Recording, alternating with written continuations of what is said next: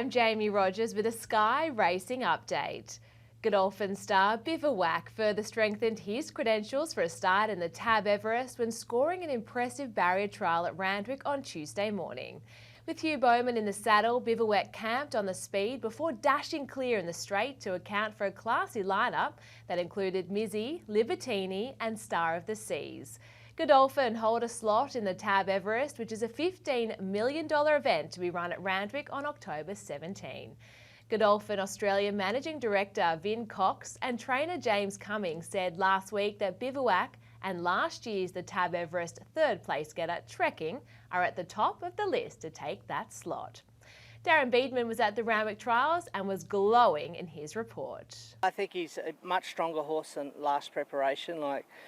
You pretty much say he was like a teenager last prep, and even winning the Group 1 Newmarket was a great feat. But he's turned into a young man. That little bit of time off over winter, and he's had that one trial previously at Hawkesbury, and had a nice blow that day. But his recovery was much better today. When Huey drops the word superb, they go, all right. He doesn't use it too often, but his first words were superb trial. So it was all just positive. They went quite steady in the trial, and he didn't want to disappoint him on the corner and kept him in his rhythm and let him do a little bit of work to the line. And he did need that.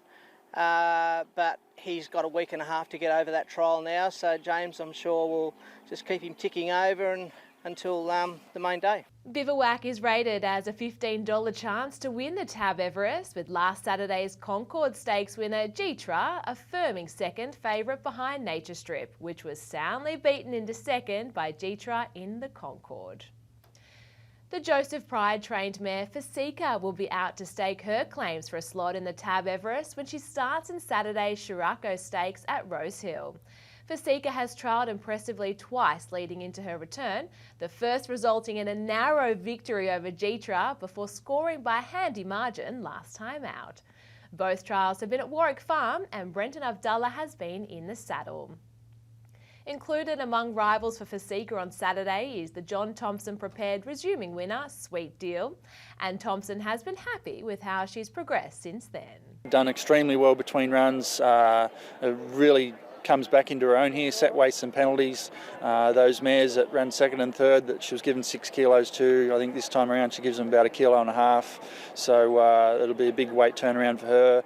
And again, Nash Rawilla jumps back on, and he knows the mare extremely well. Fasika is a short price favourite to win the Sheraco Stakes, with Sweet Deal next in the market alongside the Chris Waller prepared Hawkbury on her.